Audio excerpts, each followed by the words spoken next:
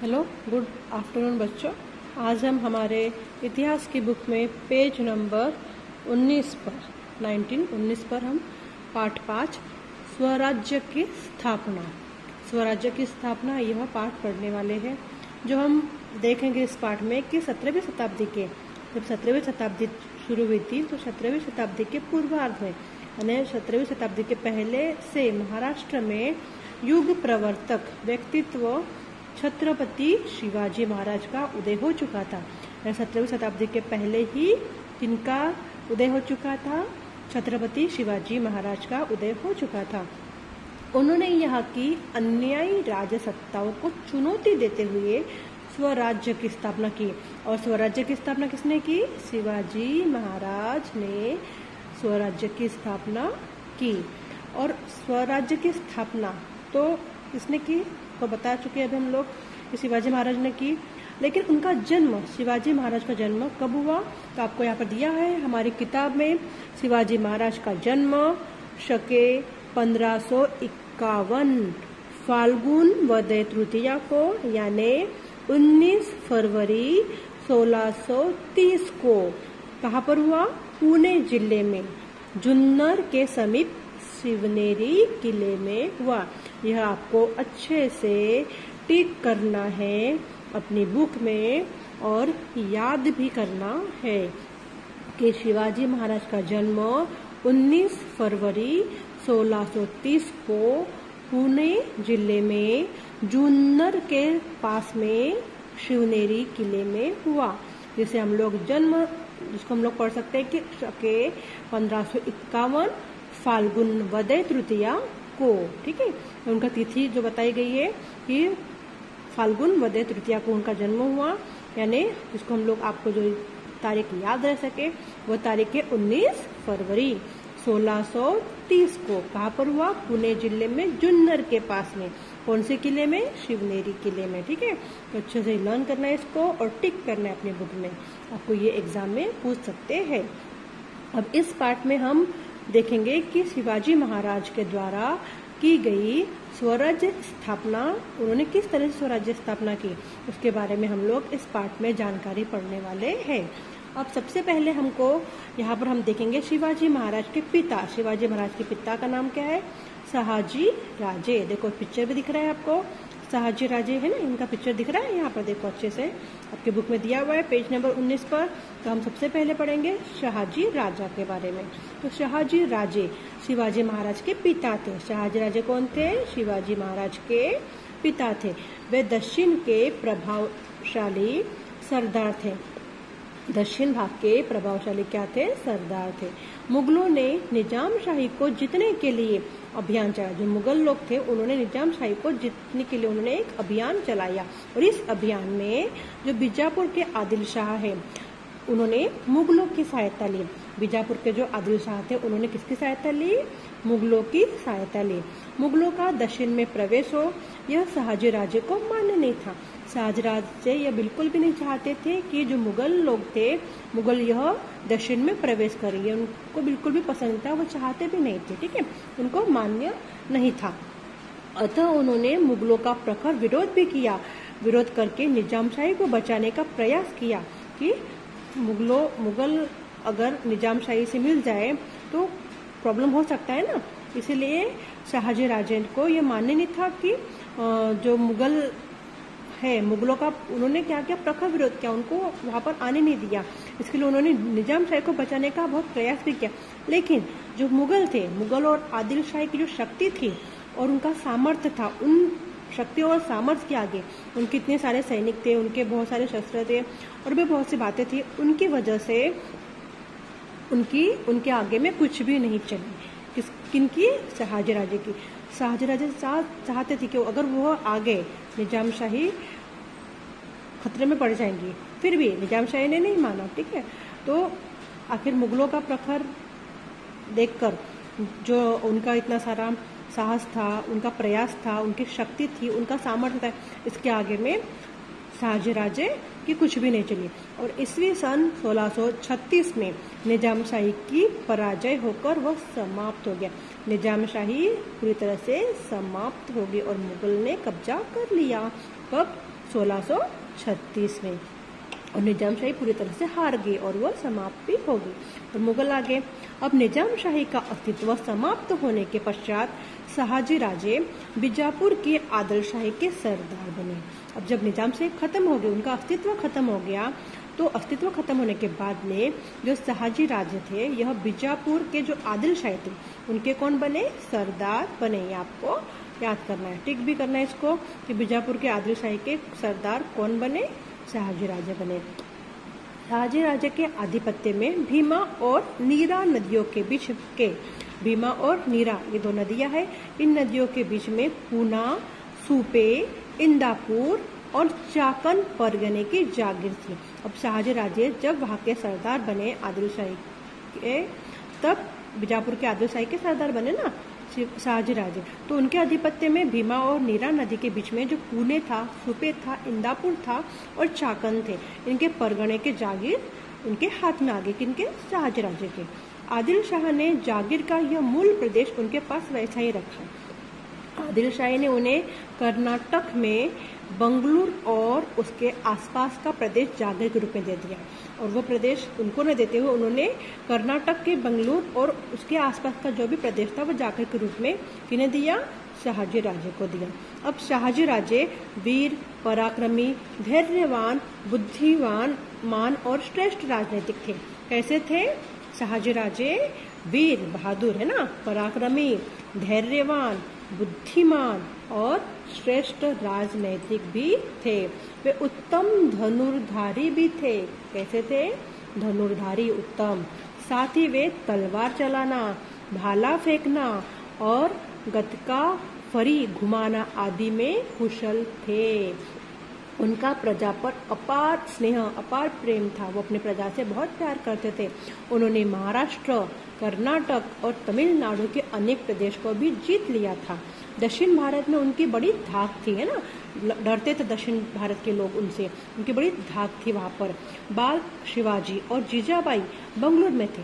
बाल शिवाजी और जीजाबाई कहा थे, तब छोटे थे शिवाजी महाराज, तो उनको बाल शिवाजी कहा गया, और जीजाबाई उनकी माता, ठीक है।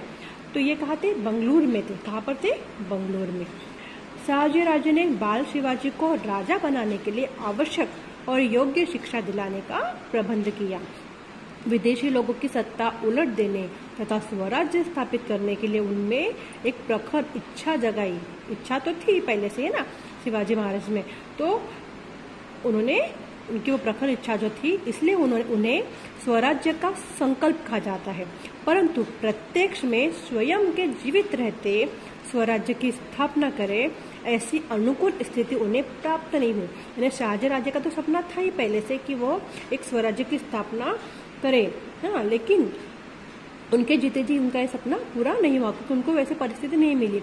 लेकिन उन्होंने अपने बेटे शिवाजी महाराज को वह उनमें प्रखर इच्छा जगाई कि वो उनका सपना पूरा करे। अपनी इस इच्छा को पूर्ण करने के लिए उन्होंने बाल शिवाजी और जीजाबाई को विश्वसनीय और पराक्रमी सहयोग के साथ बंगलुरु से पुणे भी भेज दिया कि उनकी यह इच्छा पूरी हो, इसलिए, ठीक है। अब देखो आपको ऑरेंज बॉक्स में क्या तुम जानते हो हमें जागीर का दिया हुआ है। जागीर के बारे में, किसी प्रदेश से आय, जागीर यानी क्या होता है, ठीक है। तो जागीर यानी किसी प्रदेश से आय अथवा राजस्व वसूल करने तथा उसका उपभोग करने के अधिकार को जागीर कहते। आपको प्रश्न पूछा जा सकता है कि जागीर किसे कहते हैं, जागीर यानी क्या, ठीक है। तो आपको आना चाहिए। तो जागीर यानी क्या होता है कि कोई भी प्रदेश हो, कोई भी प्रदेश से जो आय मिलती है, उत्पन्न मिलता है, आय मिलती है, या फिर जो राजस्व वसूल करने, जो कर वसूल करते हैं ना, तो राजस्व वसूल करने तथा उसका उपभोग करने के जो अधिकार होते हैं उसको क्या कहते हैं? जागीर कहते हैं, ठीक है। शासनकर्ताओं की सेवा में जिन लोगों को सरदार पद प्राप्त होता था उन्हें नगद राशि के रूप में वेतन न देते हुए वेतन की राशि जितनी आय राजस्व द्वारा उन्हें मिलेंगी इतना प्रदेश दिया जाता था, उसे क्या कहते? जागीर कहते। अब जैसे हमने इसमें पहले देखे कि शाहजी महाराज जो थे, शाहजी राजे जो थे, वो कौन थे? एक सरदार थे, है ना, उनको आदिलशाही के सरदार बने थे वो। तो इसलिए शासनकर्ता की सेवा में, जो शासन कर रहा है उसकी सेवा में जिन लोगों को सरदार पद, यानी शाहजी राजे को सरदार पद प्राप्त किया गया था, है ना, तो जिनको सरदार पद प्राप्त होता है उन्हें नकद राशि कैश के रूप में, कैश नहीं मिलता उनको, कैश के रूप में उनको वेतन जो पैसे बोलते वो न देते हैं, उन्हें वेतन की राशि जितनी क्या मिलती है आय कर, ठीक है, राजस्व, आय राजस्व द्वारा उन्हें मिलेंगी, यानी उतना प्रदेश उनको दिया जाता था, उसे उस प्रदेश को क्या कहते हैं, जो मिलता था उनको पैसों के वेतन के बदले में उसे जागीर कहते थे, ठीक है। अब हमने यहाँ पर देखा शाहजी राजे के बारे में पढ़ा, तो हमने शाहजी राजे के बारे में क्या पढ़ा कि शाहजी राजे कौन थे, शिवाजी महाराज के पिता थे और वे पहले दक्षिण के प्रभावशाली सरदार थे। फिर मुगलों ने निजाम शाह को जीतने के लिए क्या किया, अभियान चलाया और इस अभियान में जो बीजापुर के आदिल शाह थे, आदिल शाह ने मुगलों की सहायता ली। तो शाहजी राजे नहीं चाहते थे कि जो निजाम शाही का अस्तित्व समाप्त हो, इसलिए उन्होंने क्या किया, विरोध किया, मुगलों का प्रखर विरोध किया। लेकिन फिर भी विरोध करने के बावजूद भी निजामशाही को बचाने का उन्होंने बहुत प्रयास किया, लेकिन मुगल और आदिलशाही की शक्ति और सामर्थ्य के आगे में उनकी नहीं चली और आखिरकार 1636 में निजामशाही की हार हो गई और निजामशाही समाप्त हो गई। अब निजामशाही का अस्तित्व समाप्त होने के बाद में शाहजी राजे को बीजापुर की आदिल शाही का सरदार बनाया गया, जिसमें उन्हें भीमा और नीरा नदी के बीच में पुणे, सुपे, इंदापुर, चाकन इस परिगणे की जागीर दी गई। फिर आदिल शाह ने जागीर का यह मूल प्रदेश खुद के पास में रखा और शाहजी राजे को बंगलुरु, कर्नाटक में बंगलुरु और उसके आसपास का प्रदेश की जागीर दे दी, जिसमें अब जो शाहजी राजे तो ऑलरेडी पहले से ही वीर थे, पराक्रमी थे, धैर्यवान थे, बुद्धिमान थे, श्रेष्ठ राजनीतिक थे, यहाँ तक कि वो उत्तम धनुर्धारी भी थे। साथ ही उनको तलवार चलाना, भाला फेंकना, गदका फरी घुमाना, ये सभी कलाओं में वो कुशल थे। और उनका शाहजी राजे का अपनी प्रजा पर बहुत प्यार भी था, वो अपनी प्रजा से बहुत प्रेम भी करते थे। उन्होंने महाराष्ट्र, कर्नाटक और तमिलनाडु के प्रदेश को भी जीत लिया था और दक्षिण भारत में उनकी बहुत बड़ी धाक भी बन गई थी। और शिवाजी महाराज और जिजाबाई एक आधे बंगलुरु में थे। शाहजी राजे का सपना था, क्या सपना था, स्वराज्य को स्थापित करना, लेकिन उनका जो स्वराज उनके जीते जी बहुत सारे मतलब ऐसी स्थिति आई कि जिसकी वजह से उनका सपना पूरा नहीं हो सका। तो उन्होंने अपनी स्वराज्य की स्थापना, पूरी स्थापना का जो सपना था, तो जो उनकी इच्छा थी, वो इच्छा उन्होंने अपने बाल शिवाजी को और जीजाबाई को विश्वसनीय और पराक्रमी सहयोगियों के साथ में अपनी इच्छा पूरी करने के लिए उन्होंने बंगलुरु से पुणे में भेज दिया। समझा, ये हमने पढ़ा शाहजी राजे के बारे में। हम पढ़ेंगे वीर माता जीजाबाई, शिवाजी महाराज की माता, वीर माता, बहादुर माता कौन, जीजाबाई। जीजाबाई बुल्ढाना जिले के सिंदखेड़ राजा के पराक्रमी सरदार लघुजी राजे जाधव की कन्या थी। जीजाबाई कौन थी, तो जीजाबाई बुल्ढाना जिले के जो सिंदखेड़ राजा है उनके पराक्रमी सरदार कौन थे, लघुजी राजे जाधव, है ना, लघुजी राजे जाधव इनकी कौन थी, कन्या थी, बेटी थी। उन्हें बचपन में ही, किन्हें, जीजाबाई को बचपन में ही विभिन्न विद्याओं के साथ साथ सैनिक की शिक्षा भी प्राप्त हुई थी।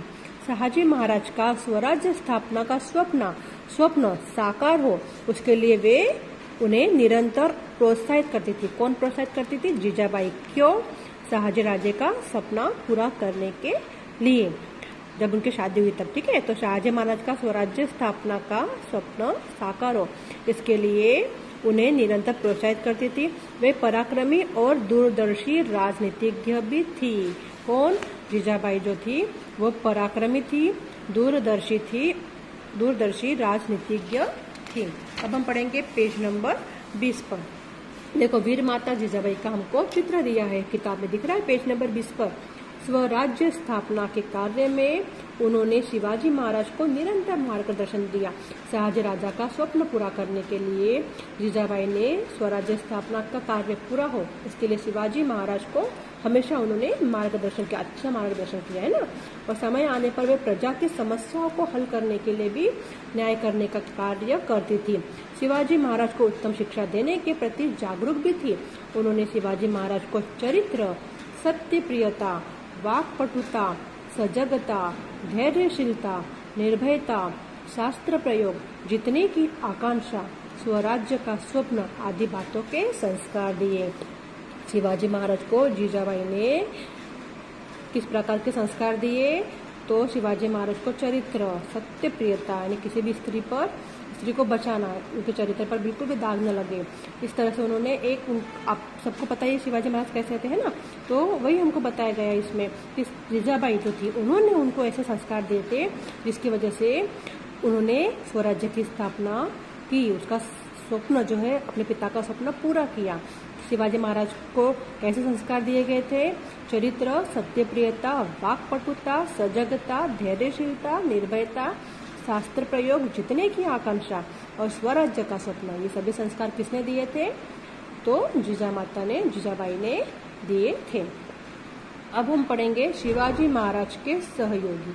अब शिवाजी महाराज के सहयोगी कौन कौन थे? उनके साथी, उनके मित्र कौन थे? तो शिवाजी महाराज ने स्वराज्य स्थापना का शुरुआत मावल क्षेत्र में किया।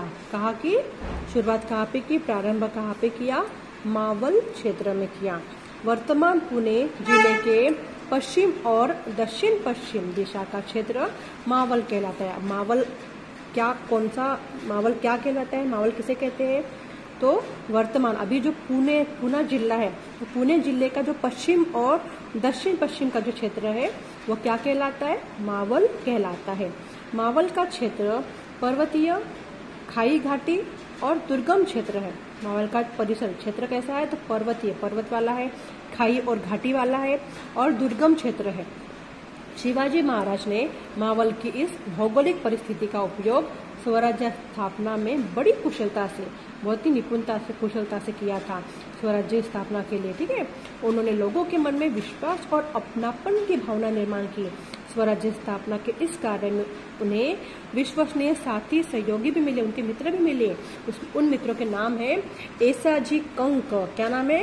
ऐसाजी कंक, बाजी पासलकर, बापूजी मुदगल, नरहेकर देशपांडे बंधू, कावजी कोंढालकर, जीवा महाला, तानाजी मालुसरे, कान्होजी जेधे, बाजी प्रभु देशपांडे, दादाजी नरस प्रभु देशपांडे, ऐसे कुछ नाम है जो उनके खास मित्र थे।